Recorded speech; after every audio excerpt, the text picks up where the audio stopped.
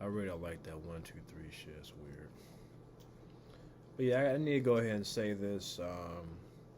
This whole recording shit and you know recording myself and all this other shit is really not me.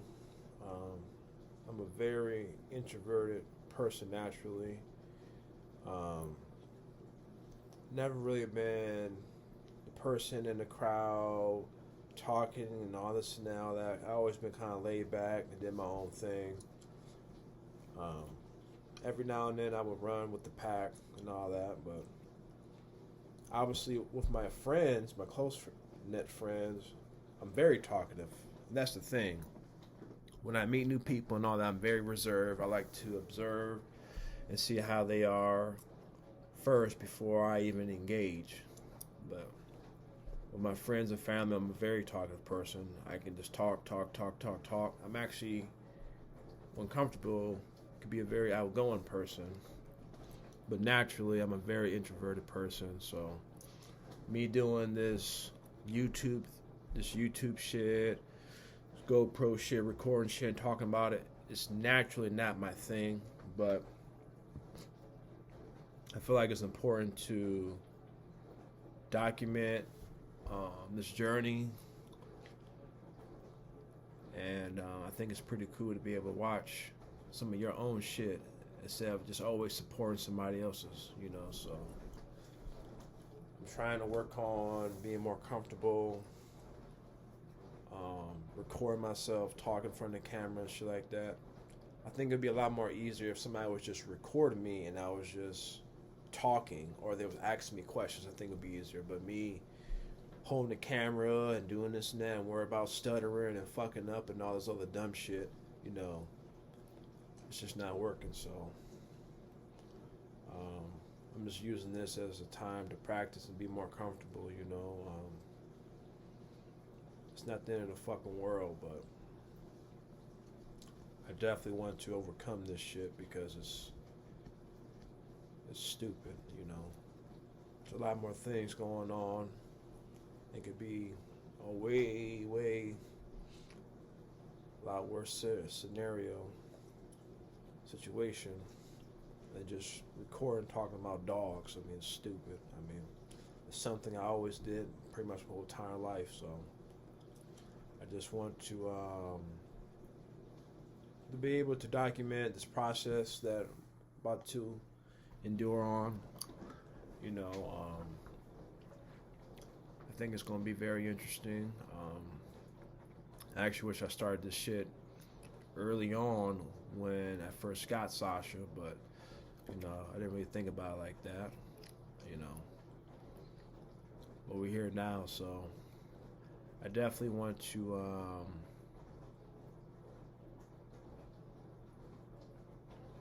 Yeah, brain fart, but that's what it is. I mean, everybody making these damn videos all perfect, you know, picture perfect and all that, and that's just not real life shit. I mean, I know at least for me is because, as you can see, I'm fucking fidgety and shit because it's something I'm not used to, and I'm uncomfortable and nervous and shit.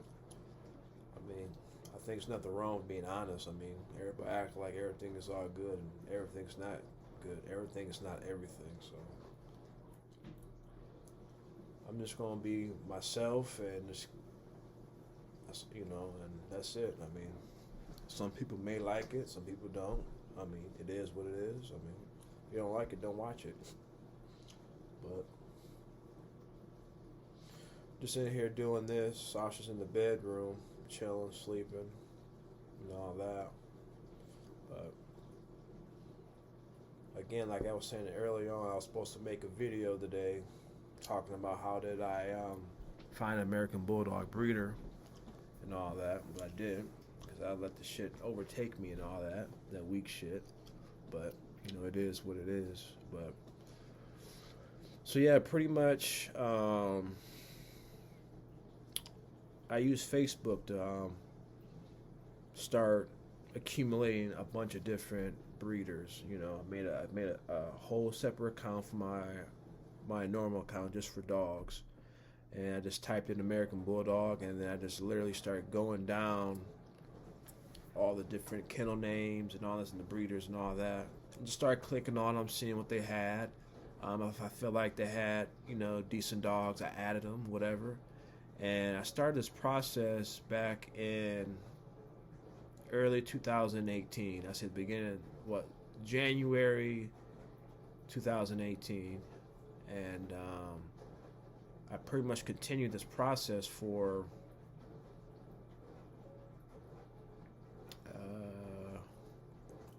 I'd probably say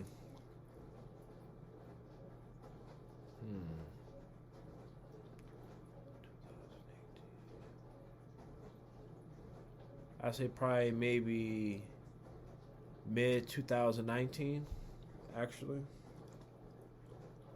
So just constantly just looking up different breeders, seeing what they have, man. And over the months, over the weeks and the months and all that, just accumulating a whole bunch of different kennels.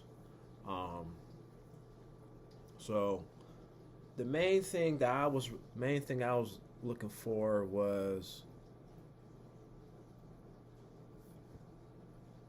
how good the females were, because over time I learned that the female, most of the genetics from the puppies, they're gonna get from their mother. It's something I didn't know when I was younger. So you can have a badass boy, but if he don't throw himself, you're fucked. You're gonna get an average dog. The litter's gonna be just inconsistent. So it's very important to understand that and try to get the best female possible. And you put yourself up in a better position, because you can take a good female to an average male, and the pups will be pretty good because the female's good. And obviously, pedigrees, outcrosses, inbreeding, line breeding, that all plays a factor into it. But so yeah, but back on the topic. So pretty much I just did that for like a whole year, just looking at different kennels and this and that.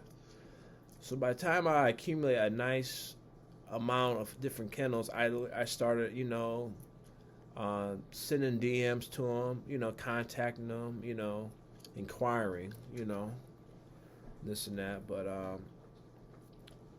I was, like I said, I was really looking for, my preference is, I like red and white dogs. I always have. Even when I had staffs, I like red dogs.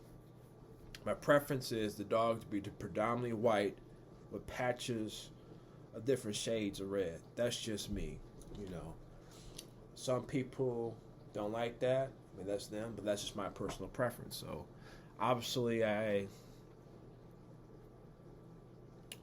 went about doing things based upon that. I want what everybody else wants. I want a good sound dog that has good temperament, good structure. Big head, all the good shit. But I want the dog red and white. That's just me. But so I'm from Michigan. It wasn't a whole lot of kennels out here that really had that, and so I had to expand my horizon dramatically all across the country, and it was an interesting process. I say for the most part, most of the breeders were what I expected them to be. Obviously, I'm not a rookie in this shit, but because the thing is, you get so many window shoppers, and that's part of the game. I mean, as a breeder, you gotta understand that. And you got to be able to distinguish the difference between a window shopper and somebody serious. But at the end of the day, you have to inquire with the breeder to find out what they're about. You know what I'm saying? What they're about, and do they have good dogs and all that. So I did that for a whole year. And I honestly, even to this day, I was looking at my I was looking through my iPod at the messages. I randomly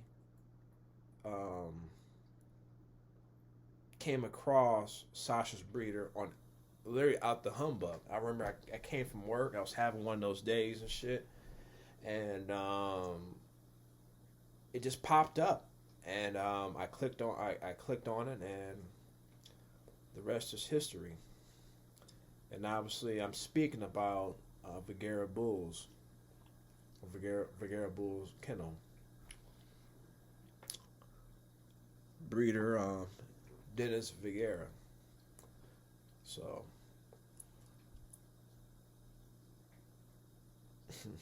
brain fart. But so yeah, I mean, it was an interesting process. I ran through a lot of breeders, a lot of breeders, and some of them were just circumstances.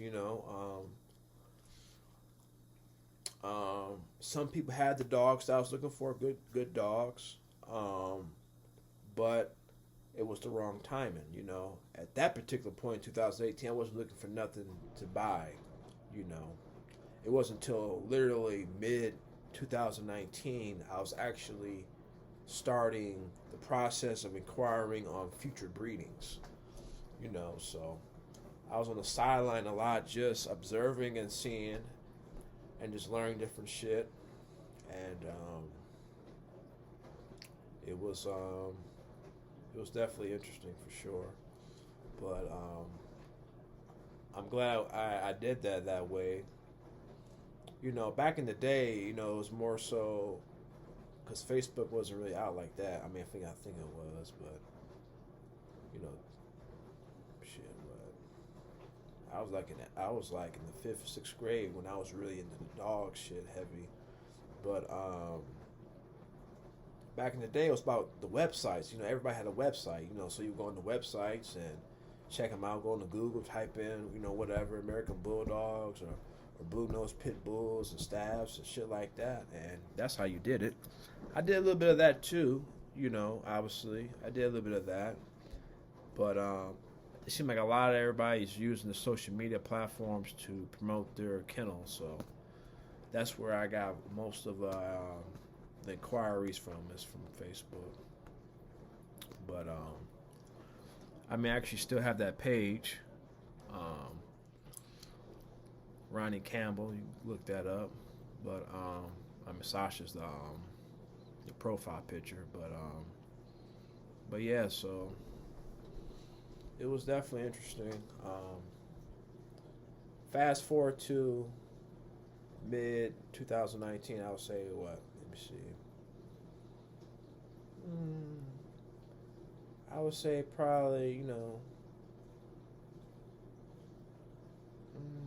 from June on, I was hitting breeders up. I mean, from Texas, California, whoever had good looking dogs that I thought was good looking dogs for my own personal preference, I hit them up.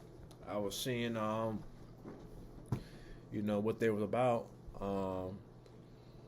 Like I said, for the most part, everybody was, what I expected to be. I mean, you had a couple people that were kind of pushy, like didn't really want to deal with you unless you was buying something from them right then and there. Because some breeders had pups on the ground right then and there, but I wasn't looking for a pup at that time. I was trying to get a pup in the future so I could plan ahead and do